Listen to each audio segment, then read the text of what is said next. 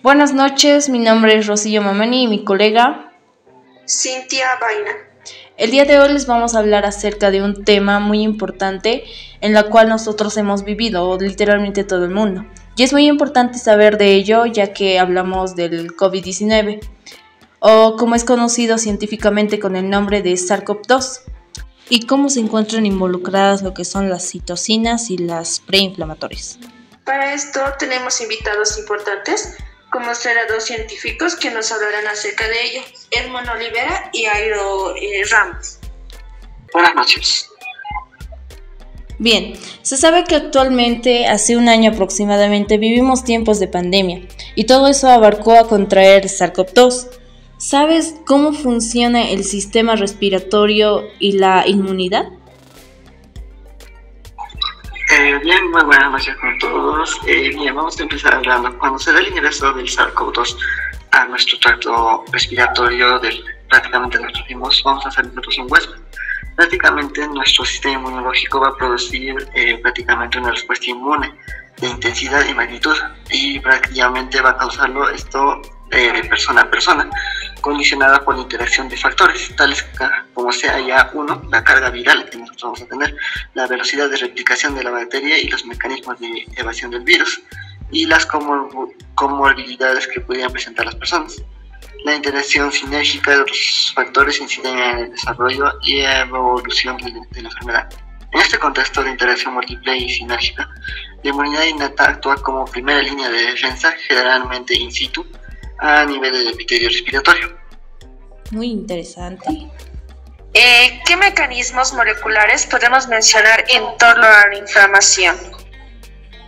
Como en este caso, tenemos que tener en cuenta lo consiguiente, a través de lo que serían los complejos de mecanismos moleculares que desencadenan la inflamación durante los primeros días de la infección por la intención de controlar y eliminar el virus del SARS-CoV-2, asimismo como limitar la respuesta a una acción local, reparar la lesión y retornar lo que es la homeostasis, además de lo que es la liberación de señales de alarma que permite a través de las moléculas coestimuladoras y citocinas. Estas van a ser las que van a activar a la inmunidad adaptativa, especializada para el control definitivo de la infección, dejando la memoria inmunitaria para que esto se autorregule y inhiba su actividad una vez que la infección ha sido resuelta. Bien, oye, algo que podría implementar, bajo determinadas circunstancias hay una respuesta inmunitaria que se va a activar inicialmente contra lo que es el COVID o el SARS-CoV-2. No se va a detener, sino que se va a perder el control y se va a perpetuar en el estado preinflamatorio que va a desencadenar una respuesta inflamatoria sistémica, la cual esta va a llegar a progresar a una mayor intensidad con elevación de los niveles plasmáticos. ¿De qué? De las citocinas proinflamatorias. Estas que supuestamente llegan a conducir a una hiperinflamación,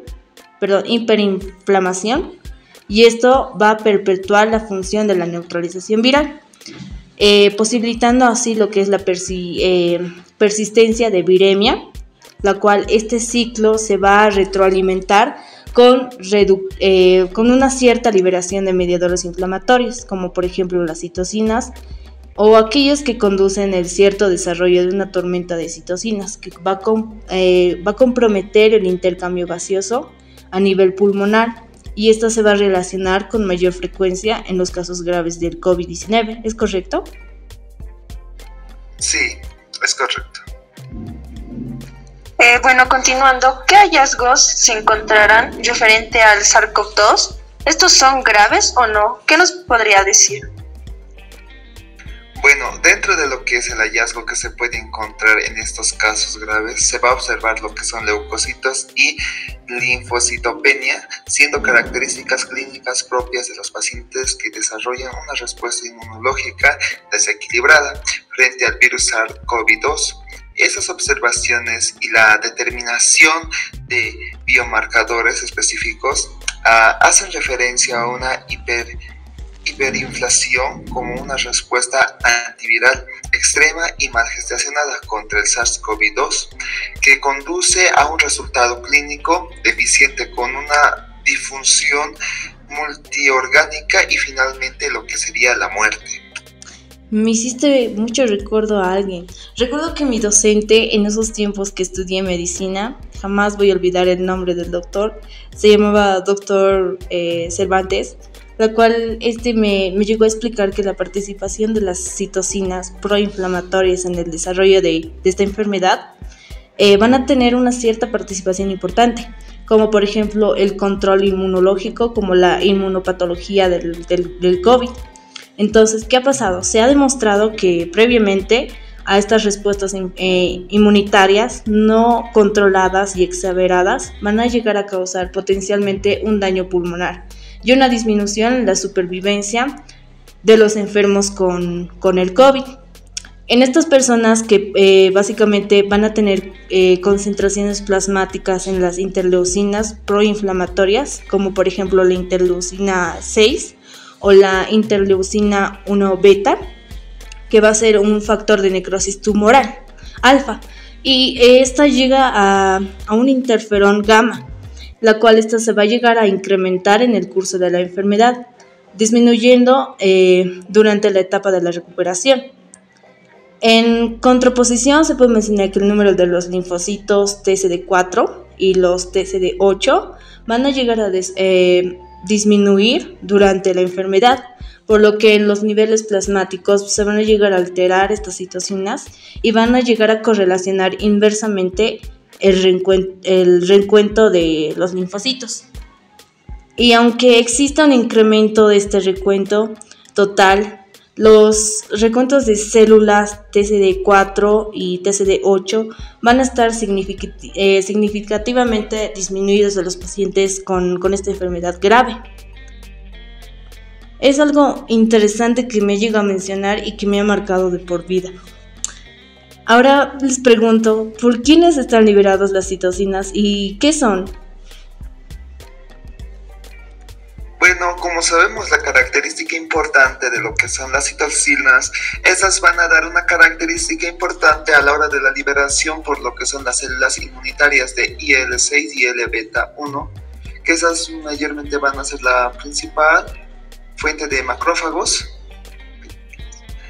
y esas van a ser activados, que esas van a actuar como una de las principales impulsoras que va a tener el mismo organismo del síndrome de liberación de citocinas, hiperinflación y desarrollo de lo que es del tormenta de citocinas, y son también responsables de la linfopenia, la respuesta tipo TH1 inadecuadas y las respuestas inflamatorias sistemáticas graves en pacientes con estadios avanzados de COVID. Bueno, asimismo, como se les comentó, quisiera hacerle lo que sería una pregunta. ¿Alguna vez te preguntaste qué pasaría o qué pasa en el COVID y qué se llega a producir? Bueno, según yo tengo entendido, el factor de necrosis tumoral alfa va a llegar a ser producido durante esta enfermedad, o sea, el COVID-19. ¿Por qué? Debido a que va a existir diferentes tipos de células, ya sea los neutrófilos, los linfocitos activados, aquellas células asesinas naturales como son denominadas natural killers, las células endoteliales mastocitos, que estas van a actuar simultáneamente induciendo la exposición de genes de interleucinas 6 y 1 beta y otras citocinas inflamatorias como la que es la 16, la cual esta a su vez van a llegar a posibilitar un mayor reclutamiento de los neutrófilos y las células natural killers. Entre ellas también está lo que es el macrófago y otras células que van a llegar a generar un círculo vicioso de inflamación pulmonar. ¿Mediante qué? Mediante el mecanismo de apoptosis celular por medio de sus ligandos TRAIL. Y eso vendría a ser, es lo que yo he comprendido, ¿es correcto? Sí, es bastante correcto lo que usted me dijo. Ahora, ¿cómo puede causar las citoquinas un fallo multicelular? Bien, respondiendo a su pregunta, prácticamente se ha establecido en diferentes artículos y prácticamente se ha ido confirmando en los últimos años que las citoquinas proinflamatorias van a actuar como desencadenantes de un proceso inflamatorio local, que esta prácticamente puede evolucionar en una inflamación sistémica, como en este caso se puede dar en el COVID. Prácticamente cuando ingresa lo que es el SARS-CoV-2 a nuestro organismo, prácticamente va a causar daño a nuestro pulmón, entonces en ello es donde va a actuar las citoquinas. Entonces prácticamente esto qué, como no va a poder prácticamente, como va a haber un proceso inflamatorio y el SARS-CoV-2 va a seguir que se llama perpetuándose, prácticamente va a concluir con esto, ¿con qué? Con una tormenta de citocinas, prácticamente que esto dependiendo de su magnitud puede llegar a lo que sería una falla multiorgánica y prácticamente en casos puerles puede causar la muerte de la persona. ¿Y qué nos puede decir o qué sucede cuando hay una mayor concentración de interleucinas 1 beta y su receptor antagonista de interleucinas 1? Respondiendo a su pregunta, esa es una pregunta de la presencia de lo que sería la presencia plasmática, que se va a dar lo que es un incremento hacia los marcadores. Se ha asociado con un aumento de lo que sería la carga viral, daño pulmonar y el riesgo de mortalidad. Su elevación activa otras citocinas proinflamatorias como IL-6 y TNF-alfa, como lo cual se promueve un círculo vicioso en el que estas citocinas se retroalimentan y conducen. En esto va a haber lo que sería en la última instancia a una tormenta de citocinas que comprenden el intercambio gaseoso a nivel pulmonar y junto con ellos el agravamiento de lo que es el COVID-19. ¿Usted cree que es importante la determinación de interleucinas 6 y por qué? ¿Me podrías explicar eso, Cintia? Claro que sí. Se ha evidenciado que el aumento de los niveles plasmáticos de interleucina 6 junto con niveles plasmáticos incrementados del necrosis tumoral alfa e interleucina 10 están asociados significativamente con reducidas probabilidades o posibilidades de recuperación y mayor frecuencia de ingresos a cuidados intensivos. Wow, es asombroso esto de las interleucinas relacionado con esta patología. Pero, ¿qué tiene que ver el INF y qué puede causar? Edmond. Bien, respondiendo a tu pregunta, prácticamente, ¿qué es lo que puede causar esto? Cuando nosotros va a haber un aumento de lo que sea de la carga viral, esto va a ir paralelo a lo que sería un recuento de los linfocitos. ¿Y esto por qué? Porque las citocinas van a actuar lo que sea en el pulmón. Entonces, al causar un que sea proceso inflamatorio, prácticamente no va a haber una gran cantidad de linfocitos que puedan, que se llama, ayudar a prácticamente recuperar el tejido dañado.